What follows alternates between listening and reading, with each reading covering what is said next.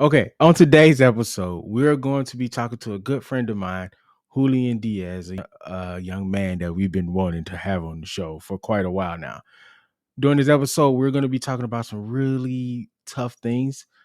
How do we have specific hard conversations around the internet and internet etiquette? And we're going to get deeper into trafficking as well. So it's going to be a great show. Novacain, do your thing. Class is now in session.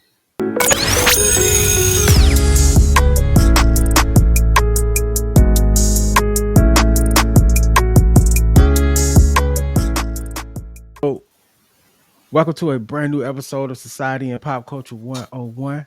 I am Instructor BK Spades. I'm Instructor Novacain.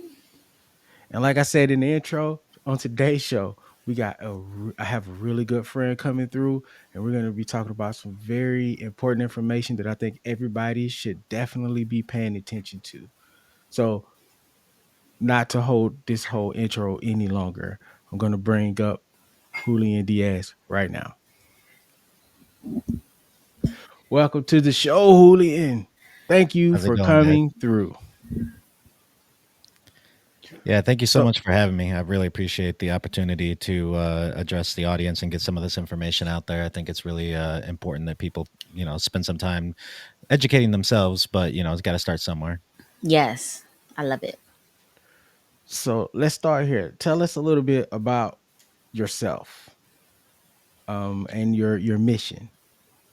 Absolutely. So, name's Julian Diaz. I founded Mission 991 and a couple of years ago in response to addressing some needs that I saw in the human trafficking world. So, I'm sure we'll get into all of this throughout the conversation today, but when I say human trafficking, I know that your audience already, had an emotional response to that because it's a very, very important subject, and people live in fear of some, the boogeyman, stuff like that. And so what we're going to be talking about today is in no way to increase that fear. And I don't want people walking away looking for the boogeyman behind the corner. And we definitely don't want to erode trust in the community and things like that. But people should be very deliberate in the way that they engage, especially in social media and online and digitally.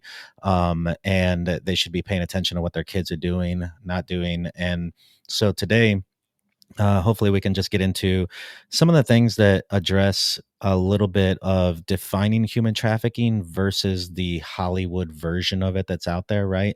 There's a lot of misconceptions, a lot of misinformation, and there's some different reasons for that. But we can address kind of the reality of some of the things that I've seen, at least in my experience, as well as some things that parents can do to protect their home digitally, talk to their children, just open that conversation line up. Because the biggest thing is all this stuff is done in the dark. And as a result, these individuals continue to grow their presence, especially digitally.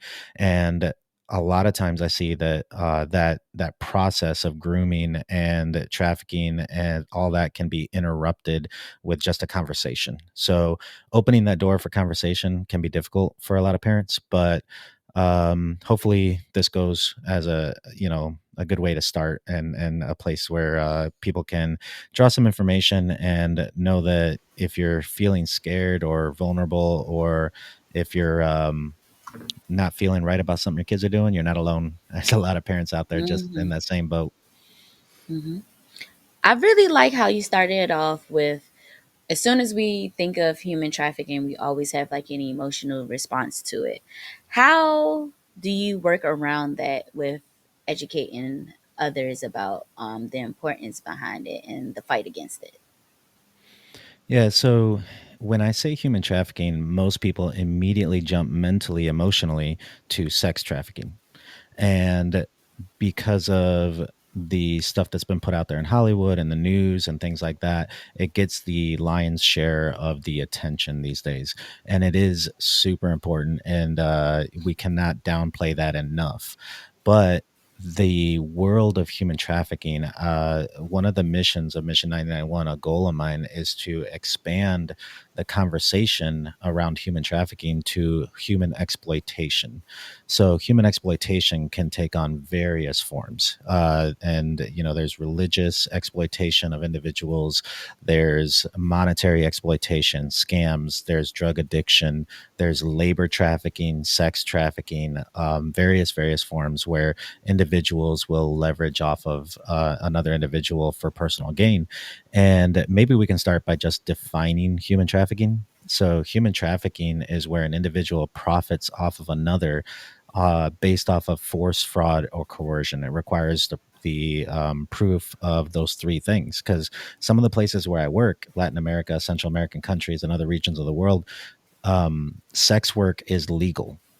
Mm. So if we go down there, prostitution is legal, but it is not legal to make a profit off of an individual through the use of force, fraud, or coercion. So we have to prove those elements to call it human trafficking.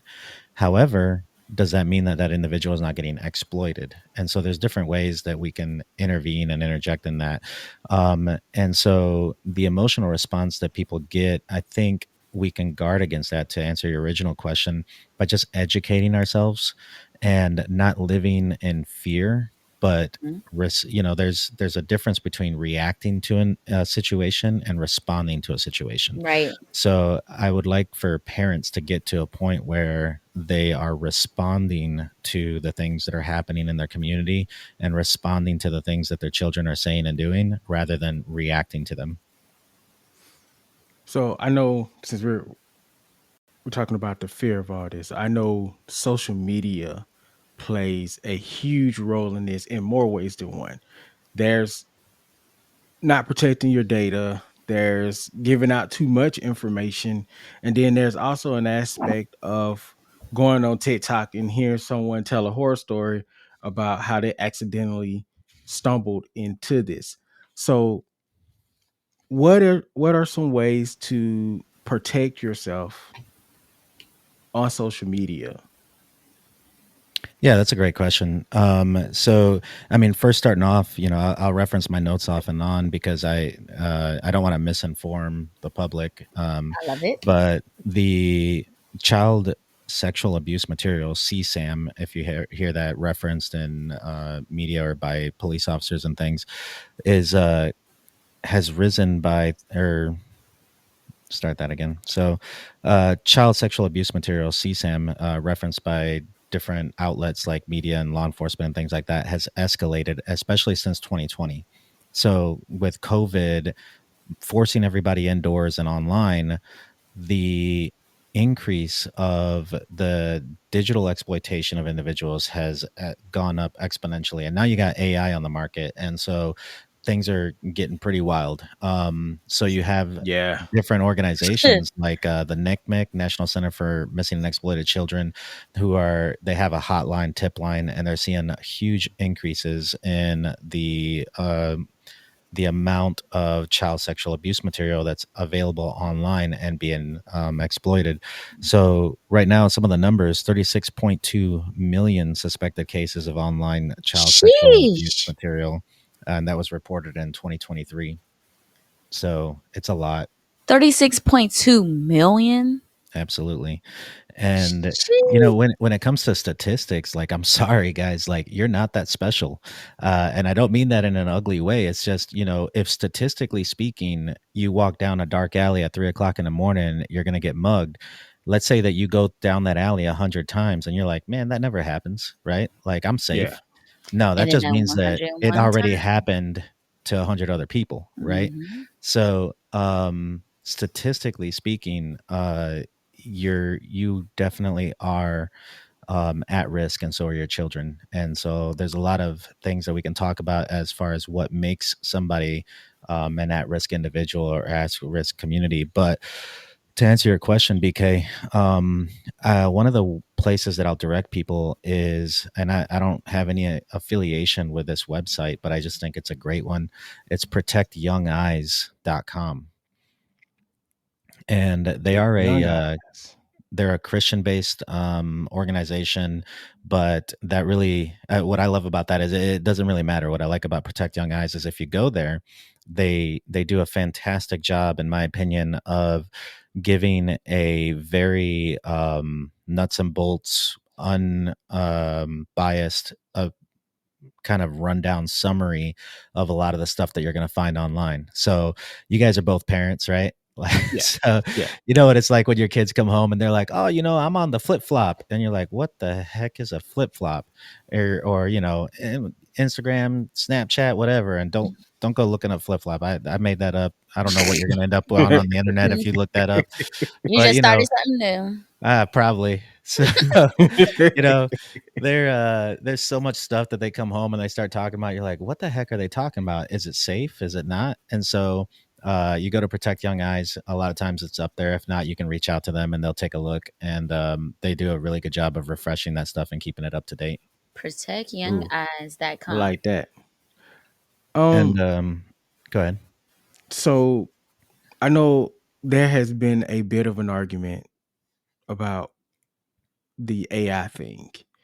Oh, does it count if it's real materials, if it's just fake? So, what would you say to someone who says, "Yeah, I have this material," and we're talking about child porn? What do you say to someone that says, "Oh, it's just AI, it's not real"? What is the correct response for that? It's All you of the will be curse words, surprised. all of the curse words just flooded my head. But I have to remember, I cannot react on that. I need to learn how to respond. I know it sounds like a redundant question to us, but to a lot of people, Yeah. there's like a legit chasm in this conversation for some reason. But And Yeah. I don't understand why. how are they saying that when a lot of the AI has basically some type of source material that is using? Like it's not like they're making a face. It's normally Right. someone's face. Yeah. Yeah, and I mean, I don't have the technical savvy to get into the nuts and bolts of that, but we work with some organizations that they have their own algorithm. So right now we're kind of in this interesting time where AI is kind of being leveraged to combat AI, and so I'm seeing that on both sides with law enforcement units using and leveraging AI, and I'm seeing that on the other side where suspects and perpetrators are using it to get around systems and things like that as well. Mhm. But um, in terms of having child sexual abuse material, CSAM, it is illegal. Period. Okay, so the I would just say to somebody that says, "Oh, whatever, it's AI." Do you really want to run that risk? I mean, personally, I don't think that it's worth the risk because you want to talk about, ending your career, ending your family, breakups, the public the way that you're going to be seen in your community after that stuff comes out. It's just not worth it, just Mhm. period to me. But Mhm. to those that want to argue that point still, um they need to understand that, again, this material is illegal, and I want to make that clear also to your young listeners. If you guys are sharing explicit photographs, even with your girlfriend, Yep. back and forth, and you're not 18 years old, then you are in possession of child sexual abuse material. It's not Yep. legal. Just like, I could go out if I'm a 16-year-old and share a beer with my buddy. No, that's illegal. It's underage drinking. So just because you can doesn't mean you should, right? Exactly. I like the way you broke that down. But when it comes down to this material, I think the biggest thing to individuals that think it's not a big deal because of AI or because it's um, even getting into like anime and some of the other stuff that's out there, like animated pornographic material, it's still you're not drilling down to the why behind what you're doing, right? So Mhm. what is it in you that you're trying to seek out, right? Like, I'm a video game nerd myself, so I love your guys' podcast and I love what y'all do. As a matter of fact, I check it out. I wore my Zelda socks. Okay. So this is a So Triforce. just for you guys. Yeah, we um appreciate the nerddom. so no, I So I'm not going to tell people not to relax and sit back, and enjoy time off with once they get off work and de-stress with a video game. But at the same time, I think using this as an example, people don't do the personal work to understand why they're doing what they're doing, right? So a lot Mhm. of children, a lot of guys are coming home and plugging into these video games, and they're getting on Call of Duty, they're getting on Minecraft, whatever. Cool, I got no issue with that. But just like you guys know that every good thing can be taken to an extreme, right? Yeah. So if you're on Minecraft, what about Minecraft is it that you enjoy, right? Do you enjoy building stuff? Have you tried going into your garage and building some stuff, right? Like Mhm. just unplugging digitally from the digital world sometimes can be very healthy. And so when you're going into video games like RPGs and you're going into Call of Duty and stuff like that, a lot of times it's the gratification of the achievements, finishing a quest, those sort of things. Mm. So can you replicate that in certain areas of your life? So there's Hmm. a void they're trying to fill, right? Well, when you're looking at pornographic material and you're talking about CSAM and other things like that, what about your life are you trying to address there? Like, what is it that you feel like you're lacking that you are seeking out in those materials?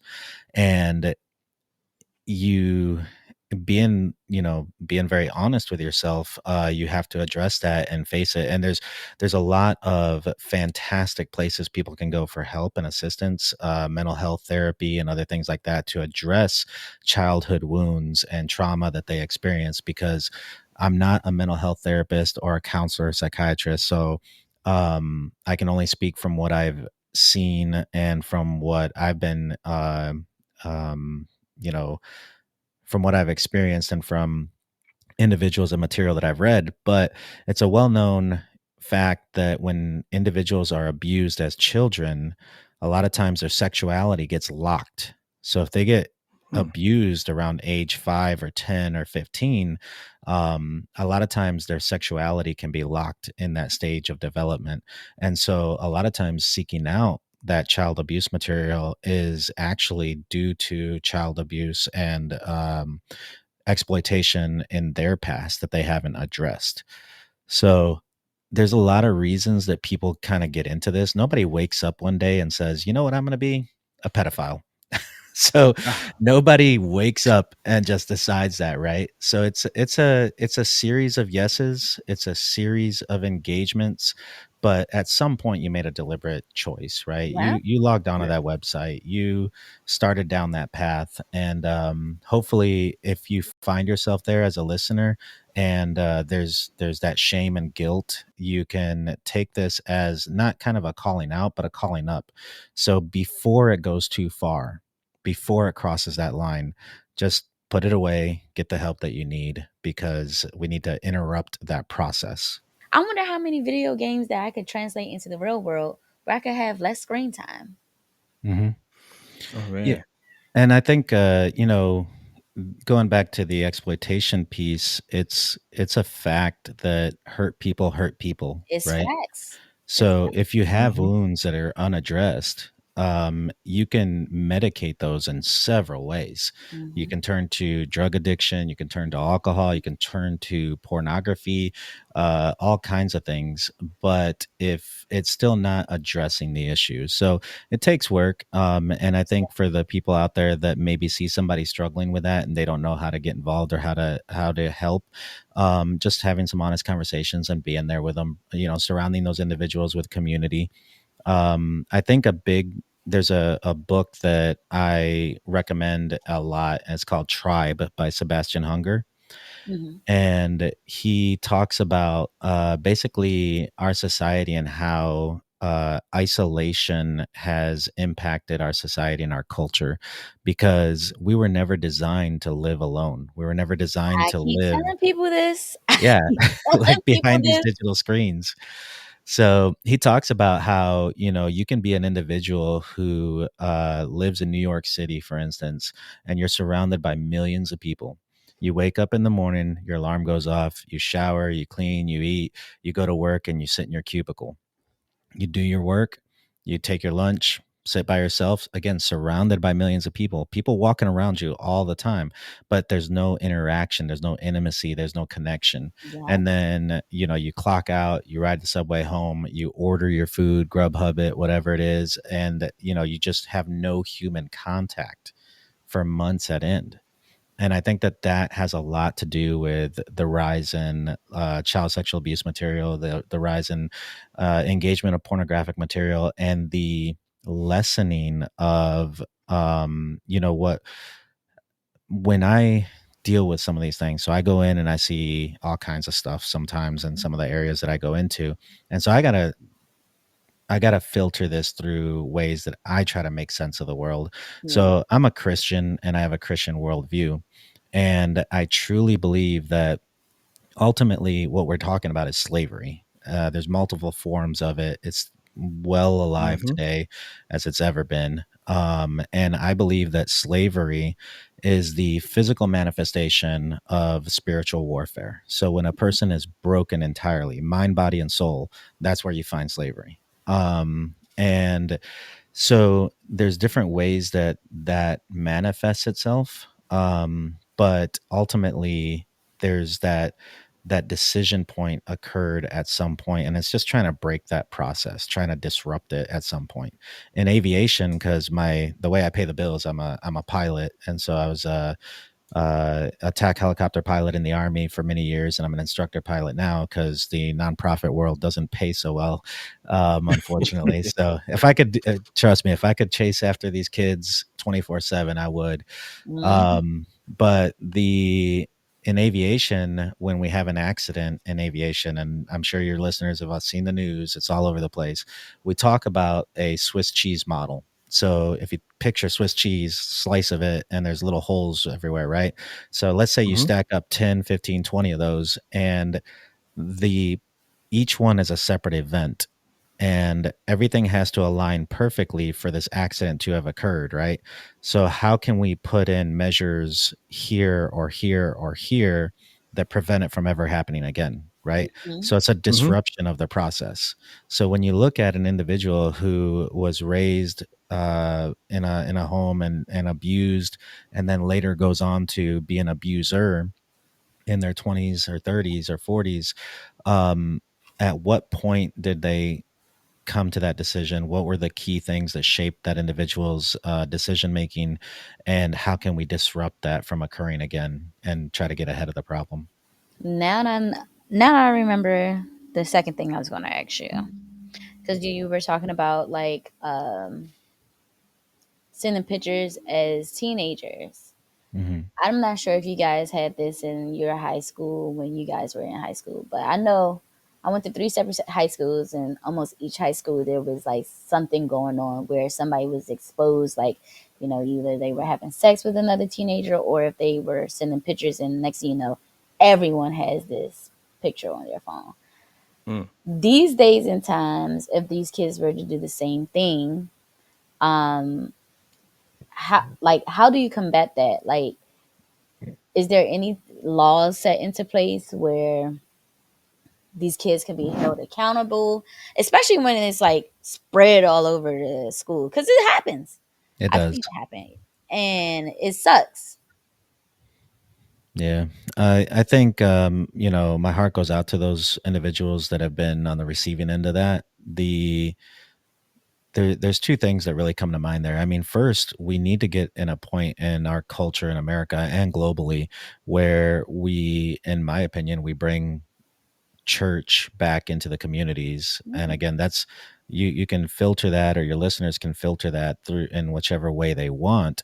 That's my worldview and the way that I process these things. But I Mm-hmm. think that ultimately, whether you guys or your listeners are believers or not, it doesn't really matter. If you look at the Bible, there are thousands of years of distilled human knowledge and human wisdom in that book. It's what our entire culture was built off of. Yeah. And so, looking at it that way, you start looking at some of the things that people are, recommended to do. And one of them is to treat one another with respect. there it is. Just the golden rule: There it treat is. others. And so, it's seeing that divinity in another person is super, super important in preventing those kind of things from ever occurring. The issue is that our the way I see this, especially in the digital world that we live in, and where your listeners might um, kind of analyze their lives as well, you need to unplug sometimes, because I think the more realistic that our fantasies are becoming, the less of a hold we have on reality itself. There it is. Oh, that's a bar. There it is. So I'll give you an People don't example. want to live in that real world. Yeah, I had a kid, and we have to understand, guys, that when we're talking about some of this stuff, a lot of your listeners might not understand that the internet hasn't always been there. I mean, we're not that old, but things have changed so fast. So Hard to fast. keep up with, honestly. Yeah. So I mean, fast. honestly, you guys remember prior to probably 2008, you had to deliberately take time out of your day To and go text. somewhere like a library or an internet Oh, cafe or a college to get access to good internet, right? And if you yep. were going to, other than that, you were going to do dial up, and you basically had to murder a robot to get online, right? On the Bluetooth and all that. Pretty And it much. took a while. It took a while. So you had to be committed, right? You had to need that information. And but especially the phones and devices, smartphones and all that, they really weren't accessible really till about 2008, 2010. So we don't yet Smartphones know. probably weren't really like super popular until like what, like you said, 2010, 2011. Yeah. Yeah. You you know, as a kid, seeing how fast the phones, I should say as a teenager, seeing how fast the phones were growing into this supercomputer, I thought it was like the coolest thing of all time. But now that It's I am an scary. adult and a parent, I'm like, I hate these things. Like, Yeah. why are you moving so fast? Slow down. Can we get Yeah. the Nokia bat with the snake? I would much rather have that They than still whatever got we it. have They now. still got it out there. It's still out there. Hey, some of those Nokias could be used as home self-defense, they were tough. Exactly. Exactly. They used to have a big But phone we back in the we day. we are way past living in reality. We've actually had this conversation a few times here on the show. I can't remember if we've had it as society and pop culture or as BK Spades at this point. But I remember having this conversation. I just never understood why living in reality is just so wrong. Like we could still have a good time here. There's nothing wrong with that. Yeah, But why are so many humans just scared of it? Oh man, that could be a whole podcast in and of itself for me.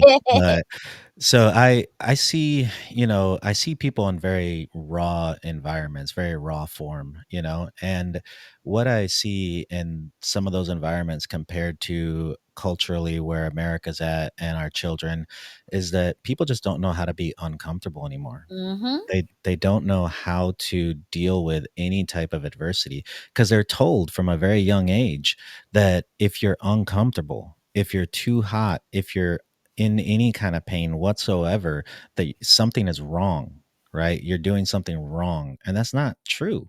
It's just, it's part of life.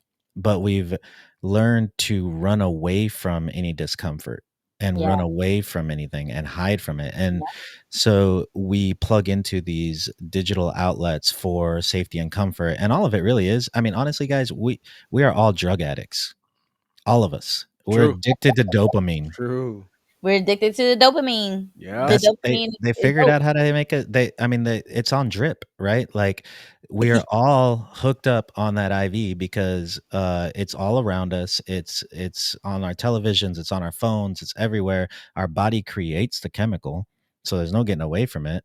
And I've talked about this before with like when I address a group about porn addiction and things like that. If I walk into a group of, let's say, a conference of 3,000 individuals, and I just dump piles of cocaine on the table. Like, it's funny, but just do it. I'm like, go ahead, guys, have at it. Don't get me wrong. There's some guys out there. There's some guys in the group that would have they would have a go at it, right, and probably end up in the hospital because they know the consequences. But the majority of the people in that room, I'd say 99% of them easily would be like, no, thanks. But yet we do it with our phones constantly, all the Yeah. time. And we're just addicted to that constant drip of dopamine. We don't know how to be uncomfortable. And my recommendation to parents and other things like that to try to talk or tie in some of the topics on the table right now is that don't be afraid to let your kids be uncomfortable, and don't be so quick to fix all their problems for them, because our children don't know how to address personal issues. They don't know how to address relationship issues, and they don't know how to be uncomfortable. So when it comes to the example of children in a school sharing pictures and things like that, the a lot of times the problem will escalate to such a level because of the shame and the guilt that the individual feels. They won't report it to people that can again interject and break into that cycle, right? So they will, instead of addressing the things, I trying to come up with an example in my head, but you guys have lived some life. You got some years behind you. You know, when you screw up, it's embarrassing. It's tough. Yeah. It's tough Man, to admit, but sometimes you just gotta own up to it. you got to own up. And it's hard in the moment, but afterwards you're like, oh, thank God, like that's over, Hmm. right? Yeah. So I think kids, they really need to understand that there are ways of addressing that, and still walking through that adversity in a graceful way, right? Keep your Hmm. head high, take your licks for sure, take the lesson, but people are more watching how you respond than really the issue itself, right? Hmm. Yeah. Because if you respond with Absolutely. grace and you respond with strength, people are going to respect that. Yep. Yeah. But to give them a resource, the NCMEC that I mentioned earlier, the National Center for Missing and Exploited Children, Hmm. their website is missingkids.org, and they do tremendous work. But I would recommend that parents go there to learn more about some of the stuff. So sharing pictures within a school, that can get out of hand for sure. But there's another thing targeting our kids called sextortion, where and this is starting to become a bigger thing targeting our young men and boys in our schools today, because what happens is it's becoming more and more popular, or at least accepted, for individuals to have online relationships, right? Yeah. And so they will engage with an individual through a gaming app or some other social media outlet. And you know how young boys are. You remember this, BK. Pretty girl Yeah. But reaches out, says, hi, what's up? You're interested. yeah. Yeah. I think I heard about this from like one of those Roblox documentaries. Yeah. Yeah. So they'll engage on these. Roblox is terrible, but Roblox so, is terrible. I've seen some Yeah. mess on Roblox. oh man, but they, That's a whole nother podcast. well, That's definitely like a series. yeah, and, Yeah. I'll put a topic on the table, the Dirty Dozen. We'll circle back to that when talking about Roblox. But um, when it comes to the sextortion, these girls, pretty girls, or their pictures are being sent out, and they're engaging with these young men, and one thing leads to another. They're on the other end of a face app or whatever it is that they're using, and that is being recorded on the other end, and Mm. then they'll use that to extort the individual. And if you don't send me $50, your school's going to see this, your team's going to see this, your church is going to see this, I'm going to send it to your parents, I'm going to send it to your parents' workplace. That And was an so, episode of Black Mirror. was it? Yeah, I I think mean, so. it's a known thing. Unfortunately, it's given a huge rise to teen suicide as well, Oh my that have been attributed goodness. to this kind of activity. And Oh so my goodness. when it starts small, and then the exploitation continues, that's where, going back to the different avenues that people are exploited, we these categories that we put on this topic are self-induced. So when we say, sex trafficking and this and that and all this other stuff, these are all categories that we impose on all this. The quote unquote bad guys, they're looking at an individual and they're assessing them and they're putting them in a sales funnel. It's a business model. So if I look at you and I say, you know what, I can make some money off of you by selling your body, then we're talking sextortion, right?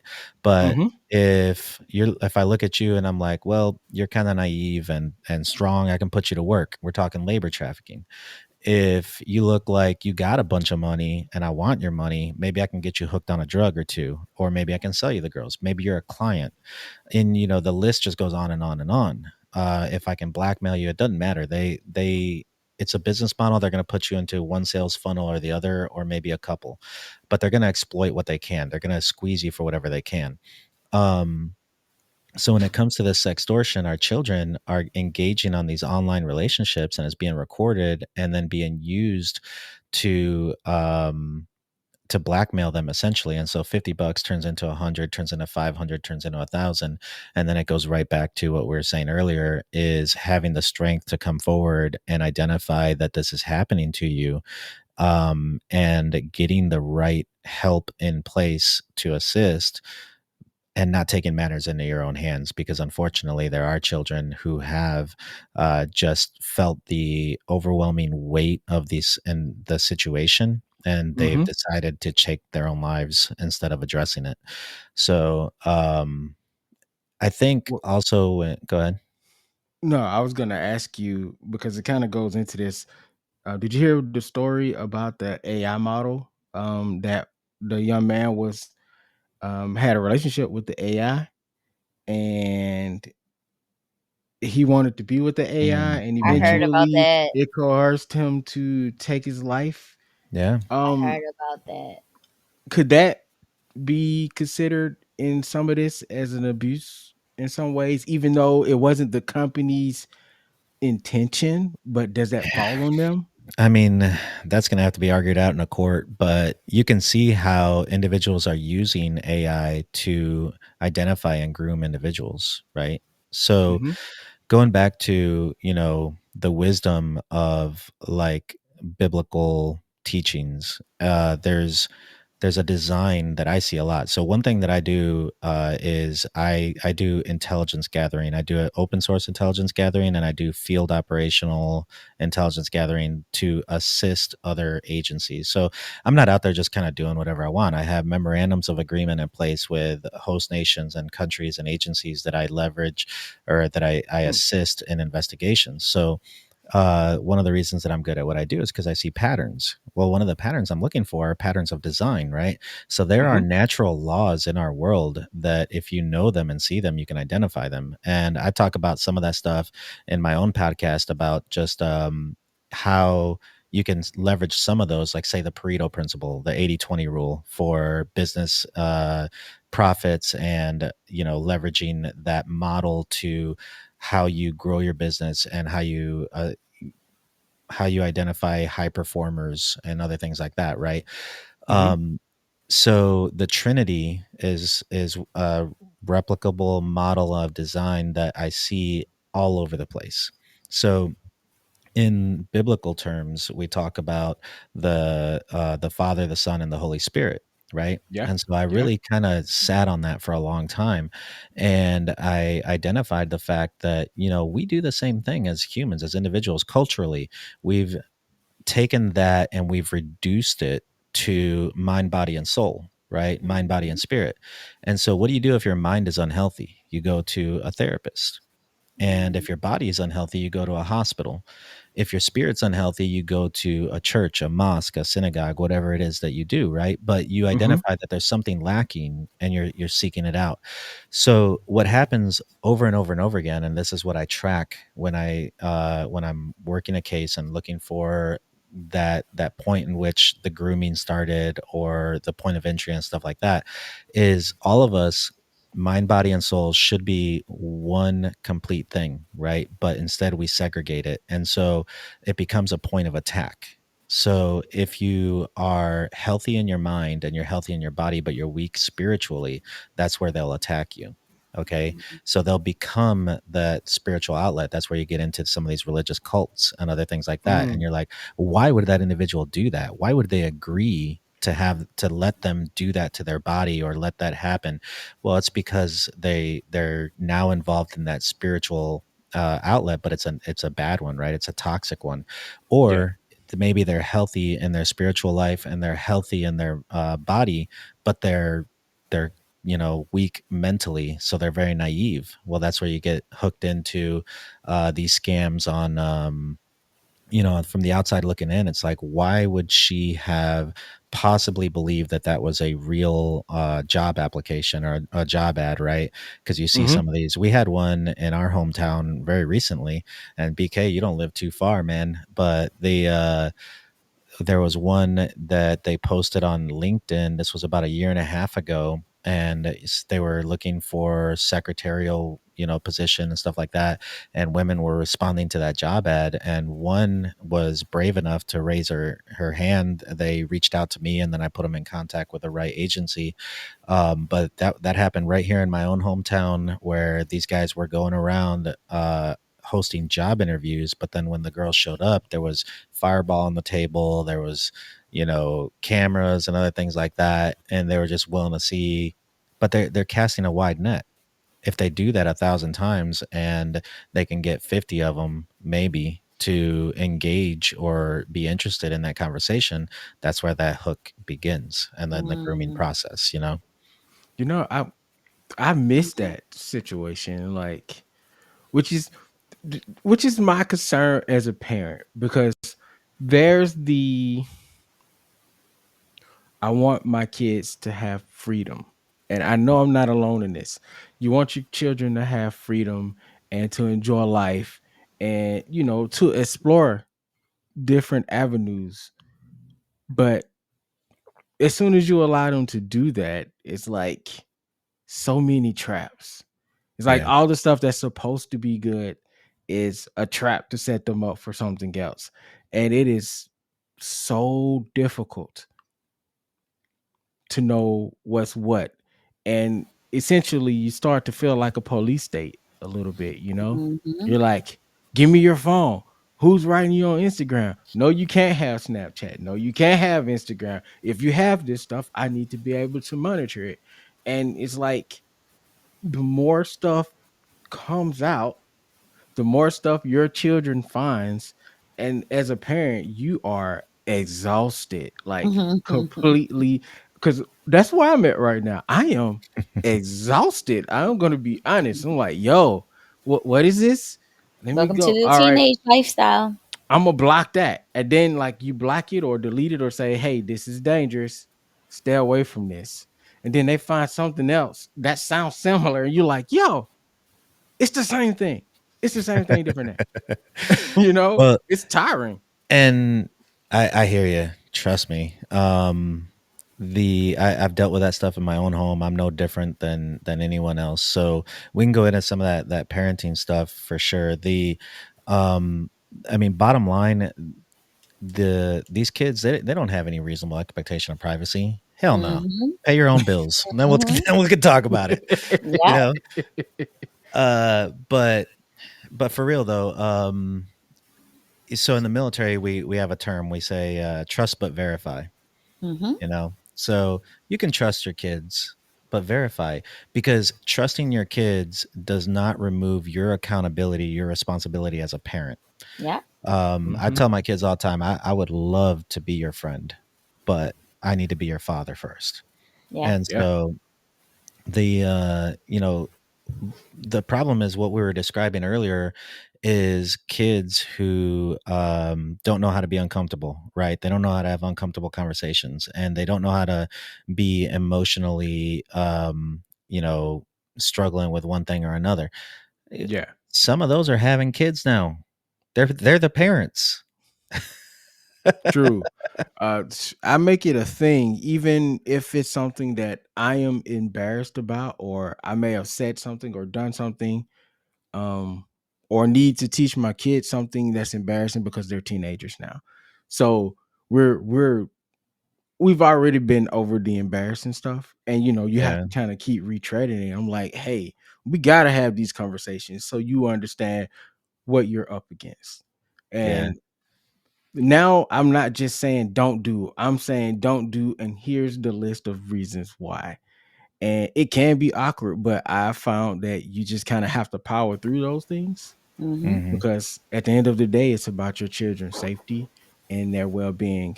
And if they're gonna be mad for an hour, 30 minutes, or whatever, it's like you'll get over it eventually. But this is what I have to do as a parent to protect you, For sure. and that's what I'm gonna do. Yeah. If they listening, get over it. No, I'm just kidding. I'm just playing, y'all. I'm just Nah, I get you. But Hey, at least you're keeping it real with them still, though. yeah. Because some parents, they like to lie, and that's not the way to go. My parents didn't lie. They were just Because I said so, parents. one, mm, because I said so, parents, and two, they were protecting me from knowing too much. Because when you have parents that my parents' age, that's what it was about. You know too much. But then the And kids automatically know too much when they have these devices. yes, and I think that's the difference now. I could go through the not knowing everything because I probably wasn't going to get access to some of the stuff. Now, you can literally get access to anything, to any bit of information. You hear a song, you don't know what something is, you're looking it up, and now you know. So yeah.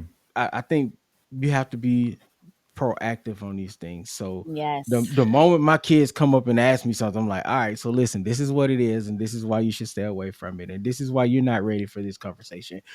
Give it a Hmm. year or two, and we'll circle back to it, Yep. which I make sure that I do. So, Well, and a big part of that is community. So, your kids might not be so receptive to you saying it, but when I grew up, which again, wasn't that long ago, I'm not that old. It just things have changed that quick. Things have And changed that quickly. here's what I've seen. The when my dad told me don't do that, right? I turn mhm, around and my older brothers would say, "Don't do that." And Hmm. then I'd go act like an idiot at school and the teachers would say, "Hey, don't do that."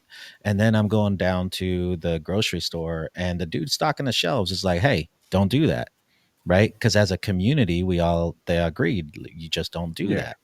Today, kids are going online and they're finding 500 dudes, 500 weirdos out there that are saying, "You're just fine the way you are." They're Yeah. crazy, oh you know? yeah, Yeah. And you keep doing you, that YOLO, all that crap. And it, I see it all the time. And so now you got 500 people, 500 adults Going against against your your word as a parents. father, and they use that as affirmation. And not saying 500. Some of these kids, especially with the way they dress and crap on Instagram, they're having 100,000 followers, you know, and they're listening to all these voices that have no skin in the game. They don't care about you. They Nope. have they have no attachment. They're gonna use you up and move on to the next one. And so you have a lot of voices contending with parents today. And so to get into some of the nuts and bolts on that, the other resource I was going to mention was the Dirty Dozen, which is a list that every year is put out by another organization, and they can learn more at insexualexploitation.org. They have a Dirty Dozen list.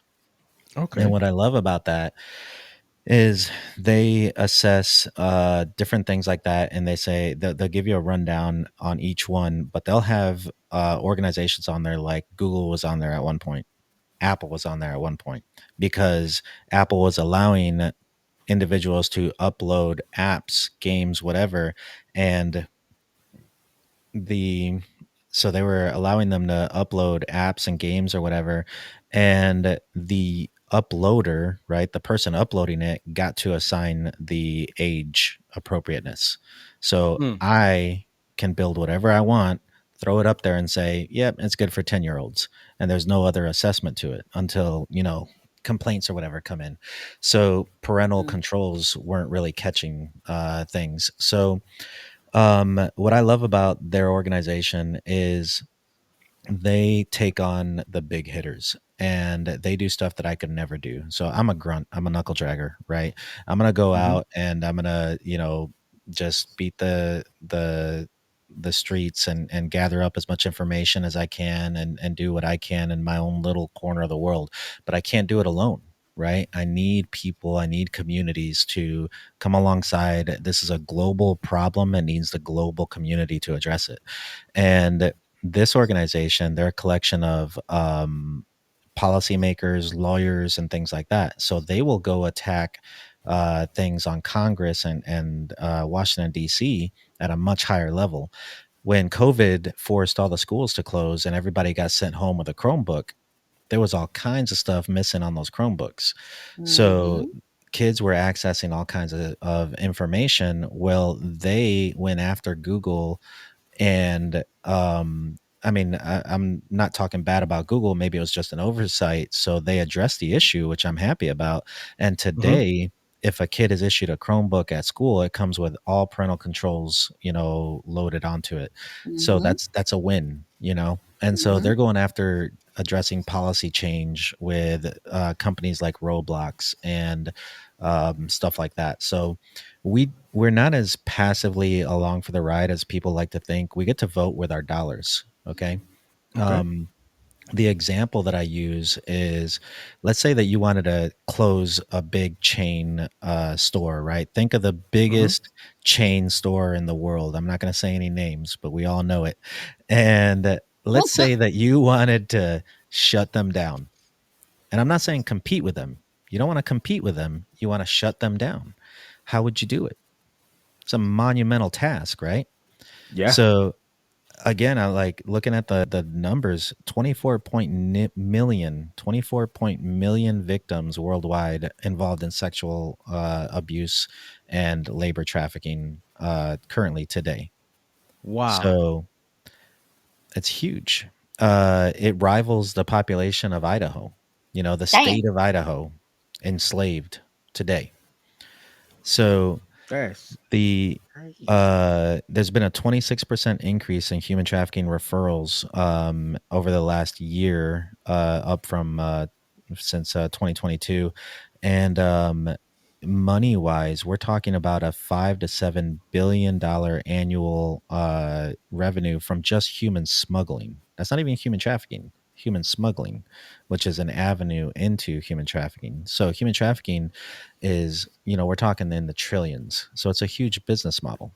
Um, so again, looking for that Trinity model, right? The Hmm. way that I would look at addressing these things, I would recommend that your viewers go to learn more also at the Polaris Project, because the Polaris Project breaks down statistically where human trafficking is statistically likely to occur. And they'll list businesses like massage parlors and other things like that. And I'm not saying every massage parlor is involved in sex trafficking or human trafficking of any kind. However, statistically speaking, again, like we're not immune to that, right? So statistically speaking, if human trafficking is occurring in these 10 categories of business and those categories of business exist in your community, you probably have some form of human exploitation occurring in your community, just statistically speaking. Sheesh. So, So go ahead. because we kind of have to wrap it up a little bit here. Mhm. Um, Earlier you mentioned what's real and what's Hollywood in this conversation. So how do we know? Because you hear rumors about stuff all the time. So how do you know what's the real that's going on versus what's the bull that the urban legend stuff? How do you tell the difference between real situations and urban legends? Yeah. Like, cause you hear, like you said, massage parlors, and then you have like Pizzagate or something. I don't know. Yeah. It's really just about getting connected with a community, man. If you're not having that human connection and you're not involved in your community and you're just getting your news from memes on Facebook or stuff like that, then generally speaking, you're not going to be really in the know of what's happening inside of your community. So it's getting involved in churches, getting involved in ball games like baseball leagues, trimural leagues and stuff like that, just talking to people around you. But also getting involved with your local law enforcement agencies. They're there to help. The I know that there's some bad apples here and there that we see on the news and stuff like that, but by and large, they are putting their lives on the line to protect the community, and they need the support as well. You know, just educating yourself, also going to some of these websites and seeking out the information. The information is out there. You got to wade through some of it, but there's definitely some reputable sources and some nonprofits that are out there combating human trafficking in the best way they can, right? So Mm-hmm. the a lot of people are sitting back probably thinking, well, what can I do, right?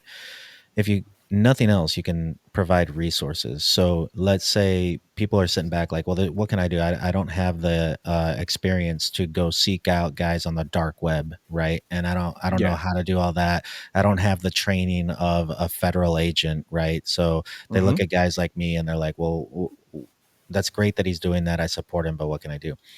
um Resources matter. So if you can just provide $3, then $3 is a bottle of water in the hand of a victim after a long night of rescue and things like that, right? Mm-hmm. If you can provide $50, well, that $50 is going to go towards putting an expert in this field to work to go after those children on the dark web. So the resources do matter. Also, you can leverage your own skills in different ways. So talking about that trinity, like I was saying about addressing the business of human trafficking, you can break that down into the traffickers, the clients, and the victims. So if you're going to go after the traffickers, that's the law making, the policies, make it harder for them to operate. They can't even set up a business storefront, let alone promote their services. If they can't get the word out, they can't make any money. And then, Okay. secondly, the clients. So, how do we, as individuals, as men in the community, because it's primarily men, but women are going up there. There's an uptick. Women are going down to Central America countries now and they're renting yachts full of young boys and they're getting involved in this just as much. There's been a huge rise in Wow. what I've experienced in the last 5 years or so. Of traffickers that are female as well because they're looking at ways that they can make money. And so it's all tracking down the money. But how do we as men sit across the table from another man and say, dude, like, how are you doing today? It starts with just that conversation. And, how are things at home? How's the marriage? How are the kids? Do we have healthy ways of addressing some of those things within the community? And then the third is the victims, and that's getting the information out there of the way that people are grooming. And, I could talk for hours and hours and hours on all that, but ultimately, the parents can go educate themselves. They can go to NCMEC, the National Center for Missing and Exploited Children. There are videos on NCMEC about sextortion, some of the things that we've talked about, and they're targeted at different age groups. So even as young as like elementary, there are some cartoons that they've developed in multiple languages as well, in Spanish and other ones that kind of in a cartoonish way talk about what's okay, what's not okay, when Mhm. should you go talk to an adult. Um, all the way up to videos that are targeted more towards teens. So it's a great Mm. resource. Mhm. Highly recommend that people go there and check that out to learn more. But you can probably inside of those three categories find some target set, just like you guys reaching out to me to try to get this information out to your listeners. You're leveraging your skill set and something that you have available to spread the word and just get involved. I have an individual that he's a supporter of what I do, and we meet on every once in a while, have a coffee, and he's donated some of his precious resources. But he's like, "How can I get more involved?" And just talking to this guy, he goes into the community. He's an artist, so Mm-hmm. he goes down to the community center and he engages young teens and from 10 to high school age, just doing artwork and stuff like that from broken homes and from poor communities. I'm like, dude, you're doing it. You're Yeah. providing an example to these kids. You're giving them an outlet and engaging with them, and so you're getting involved and you're being that example for them. So there's a lot of ways that people can get involved in their local communities for sure. Mhm. So it Mhm. sounds like the best way is to sweep around your own front door first, Hmm. get in your community, and just be present within the community. Mhm. And then also, by going to mission991.org and buying some merch over there, because I saw a hoodie over there. I was like, that's a cold hoodie, by the way. So make sure you guys are going over there and you're donating and you're signing up and getting some of that information off that website as well. And some of the resources that was listed here today, because it was a lot of great resources, which I am gonna have to do my homework a little bit and get in and dig into some of those as well. Um, is there anything else before we end this? Is there anything else about Mission 991 or something that we just critical about you or your podcast? Because you never said the name of your podcast either. So Yeah, no, the podcast is new, and I'm excited about the coming year. A lot of things are going to be changing. Okay, this is going to be a very critical year for Mission 99.1, especially. I'll be honest. Coming into this year, I was going to shut down Mission 99.1, and some cool things have happened very recently where we're keeping the doors open. We're going to keep trying what we're doing. To do the let's get one thing straight. I'm never done. Okay. Okay. Like I'm gonna keep doing what I'm doing until the day that I'm no longer drawing breath on this planet. But I was thinking about consolidating resources underneath a different banner. But what we're trying to do differently in Mission 99.1 is get ahead of the problem. I've been a federal agent, I've been in law enforcement, and I've been doing the military thing. All that is super, super important, but it's very reactionary. The Mhm. exploitation, the damage has already occurred. I want to be more proactive. The problem Mhm. is engaging people for resources. So if I go engage youth in the city of Atlanta and a donor says, well, I gave you $5,000, where did my money go? I mean, I can't give you direct numbers, right? We're such a mhm. numbers oriented culture that it's been very hard to kind of keep this thing going. But I think that this is what's super important. People have been culturally engineered to, they walk in a room, they're like, what's up, pimp? What's up, ho? And, those are avenues that initiate grooming because you've desensitized the population. It Like an is. actual pimp is a bad dude. He's not a good guy. Exactly. And, Yeah. He's not a model you know, citizen at all. you Well, that shouldn't happened in the hope to be 2000s. that person. Yeah. So these are the guys that I track down, you know what I mean? And we're not gonna stop. So uh Mission 99.1 is going to continue to try to proactively get the information out there to educate the youth and to disrupt the process of grooming and exploitation and victimization. And we're just going to keep doing what we do. We're working with agencies in Central America primarily right now, trying to increase their awareness and value of intelligence versus evidence collection. So we're trying to Mhm. bring the intelligence network into these conversations. So they can learn more on Facebook, mission991.org, like you said.